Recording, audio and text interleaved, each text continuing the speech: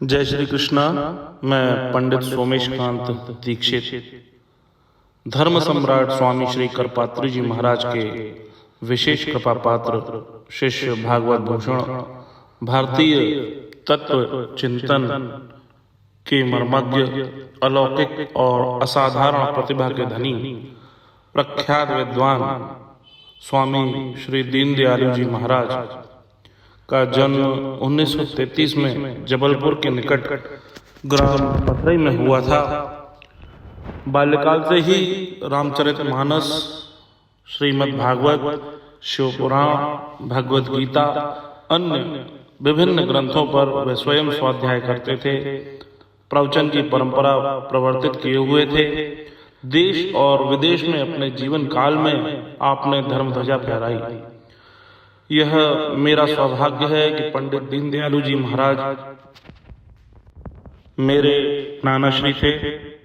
विगत 2 नवंबर सन 2022 अक्षय नवमी को, यह वही दिन है अक्षय नवमी जिस दिन सतयुग का प्रारंभ हुआ था, आपका गोलोक गमन हो गया।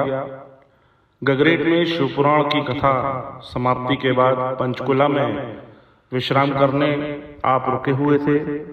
वहां पर पूजनीय नाना श्री ने अपना नश्वर शरीर त्याग। मेरे ज्योतिष चैनल के प्रारंभ में मुझे मेरे दादाश्री पंडित मथुरा प्रसाद दीक्षित शास्त्री का आशीर्वाद फलीभूत होता महसूस हुआ। मेरे पूज्य पिताजी पंडित रविकांत दीक्षित शास्त्री एवं मेरे नाना श्री स्वामी दीनदयाल जी महाराज का शुभाशीष एवं मार्गदर्शन मुझे सदैव प्राप्त हुआ। नाना जी के द्वारा प्रेषित वीडियो द्वारा प्राप्त संदेश की मुझे स्मृति हो रही है। वह वीडियो भी आप अवश्य रूप से देखें, जिसमें नाना जी ने मुझे विशेष आशीर्वाद दिया था। ज्योतिष के विषय में आगे सफलता अर्जित हो, ऐसा भगवान से प्रार्थना की थी। प्रसन्नता की बात है, इन्होंने ज्योतिष का बहुत अच्छा अध्ययन किया है। जबलपुर शहर में आसपास भी इनकी बड़ी कीर्ति ख्याति है। ज्योतिष कार्य में बहुत प्रवीण है। आपकी कोई समस्या हो, इनके नंबर पर आप फ़ोन से बात कर सकते हैं या मिलकर के भी चर्चा करें। ज्योतिष के माध्यम से इनके द्वारा बहुत बड़े का बड़े कार्य संपन्न होते जा रहे हैं। ये अपने बेटी के बेटे हैं। हिंदी में इनको नाती कहते हैं और अपने यहाँ धोता कहते हैं, पंजाबी में धोता बोलते हैं। तो इनके ज्योतिष के द्वारा आप लाभ उठा सकते हैं प्रसन्नता का लाभ। सोमेशकांत जी दीक्षित, इनके पिताजी का नाम है रविकांत जी दीक्षित।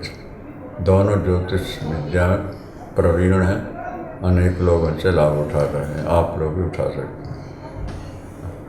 पूजनीय नाना जी के सानिध्य में देश के विभिन्न तीर्थ स्थलों पर उनकी सरल सुबोध प्रवचन शैली और धर्म ग्रंथों में निहित अनेक गुण रहस्यों का मर्म सुनने का मुझे अवसर भी प्राप्त हुआ है। वैसे तो बहुत सारी स्मृतियां संस्मरण मेरे मन में हैं, परंतु मेरी माताजी उमा दीक्षित, जो मेरे नाना जी की बड़ी बेटी हैं, उन्होंने मुझे बताया था कि जब मैं लगभग 3 वर्ष का था, उस समय मेरा वजन उम्र के हिसाब से बहुत ज़्यादा था। तब घर में ही कोई शादी का प्रोग्राम हो रहा था। उस समय नाना जी ने मुझे गोद में उठाया और मैं इतना भारी था कि उनके पेट में तकलीफ हो गई। तब उन्होंने मेरी माँ से हंसते हुए कहा था कि उमा, तुम इसको किस चक्की का आटा खिलाती हो। तब नाना जी को कुछ तकलीफ हुई, कुछ समय बाद वह ठीक भी हो गई थी, परंतु यह संस्मरण मुझे बहुत अच्छे से याद है। मेरी माँ अक्सर मुझे सुनाया करती हैं और मुझे और मेरे बड़े मामा के बेटे शशांक पांडे, हम दोनों को देखकर हमारे नाना जी अक्सर हम दोनों को 2 हंसों का जोड़ा कहकर ही संबोधित करते थे। पूजनीय नाना जी का गोलोक गमन निश्चित ही हम सभी परिवारजन के लिए और उनके लाखों करोड़ों जो भक्तजन हैं उनके लिए बहुत अपूर्णीय क्षति है। आज वे परमपिता परमेश्वर के उस दिव्य आनंद में समाहित हो गए हैं, परंतु उनके द्वारा प्रदत्त ग्रंथों में, उपदेशों में वे निरंतर हम सभी का मार्ग प्रशस्त करते रहेंगे। उनके पार्थिव देह का अंतिम संस्कार उनके निर्देशानुसार हरिद्वार में मां भगवती गंगा के तट पर संपन्न हुआ। उनके महाप्रयाण पर स्वामी अभिमुक्तेश्वरानंद, जो वर्तमान में ज्योतिष पीठाधीश्वर हैं, शंकराचार्य हैं, और भी हरिद्वार के संत महामंडलेश्वर, गीता मनीषी जी, हरि चेतनानंद जी, सुरेशानंद जी, जगजीतन जी, बनारस, चंद्रभूषण शास्त्री जी, वृंदावन, सुरेश शास्त्री जी, अनेक विद्वानों ने अपनी अश्रुपूर्वक श्रद्धांजलि उनको अर्पित की है। उन सभी के चरणों में भी मैं बारंबार प्रणाम करता हूँ।